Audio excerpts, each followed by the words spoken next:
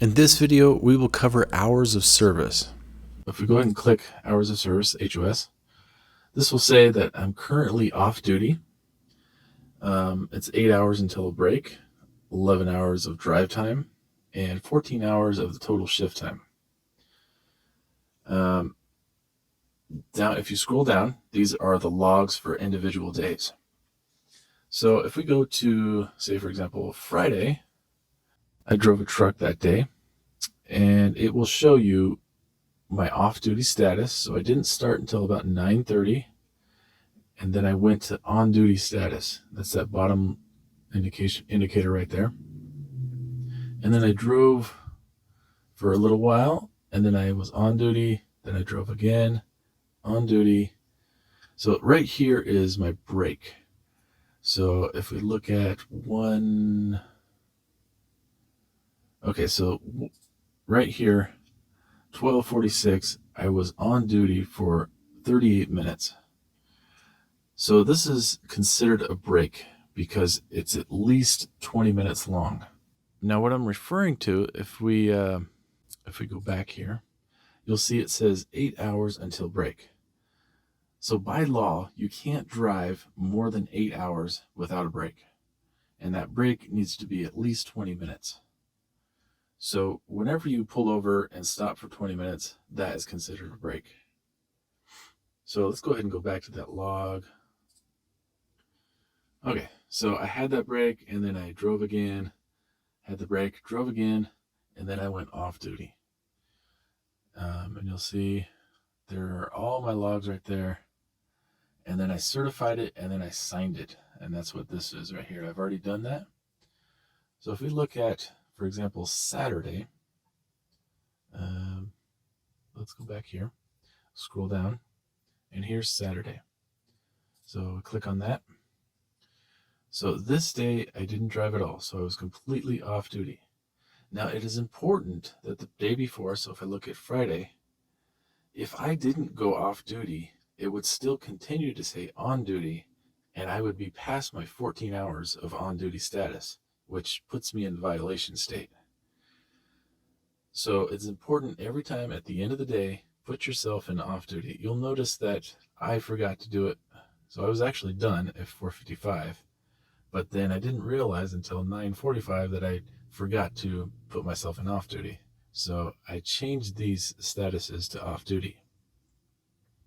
And you can do that. If it's on duty status, you can change that. So say, for example, I push edit right here. I can change this status to on duty or off duty. Also, you can do a yard move. You can do a personal conveyance move. So that's if you're in a sleeper. Or I could do driving if it didn't indicate the right status. So I'm not going to mess with this log because it is correct, but you do have the ability to change the time when it was and the end time when it was.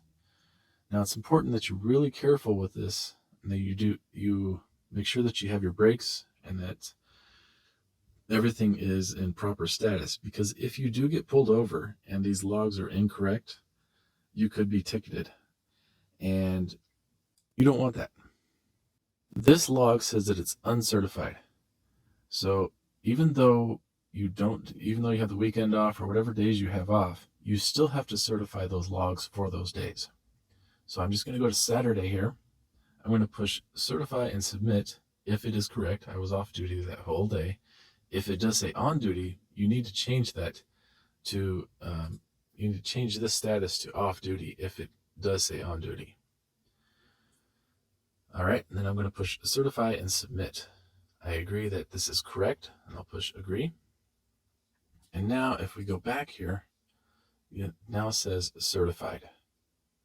So today I don't plan on driving, and I'm off duty, so I don't plan on driving tonight, so I'm just going to push certify and submit. All right, so now let's talk about exemptions. For example, if you go to today, I'm going to go down to here. So there is an exemption called adverse driving. So this could be if you're driving in a snowstorm, or if there's a traffic accident that has seriously slowed you down. you can use this to give you a couple more hours of drive time. So what you do is you click on it and you'll say my current status. So you enter in the correct date and you'll apply 4 times. So this is the time that I would be applying for. So say I was driving right now. I was in an accident, or there was an accident in front of me, and it took me, I don't know, an hour or however long.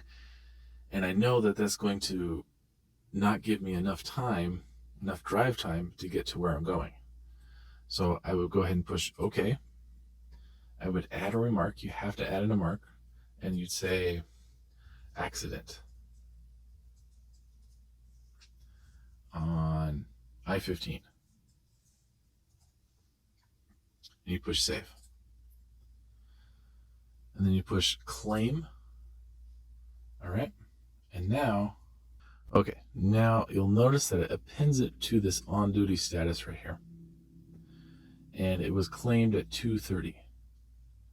And you'll see adverse driving. So now if we go back here, you'll notice that it gave us 2 extra hours to our drive time.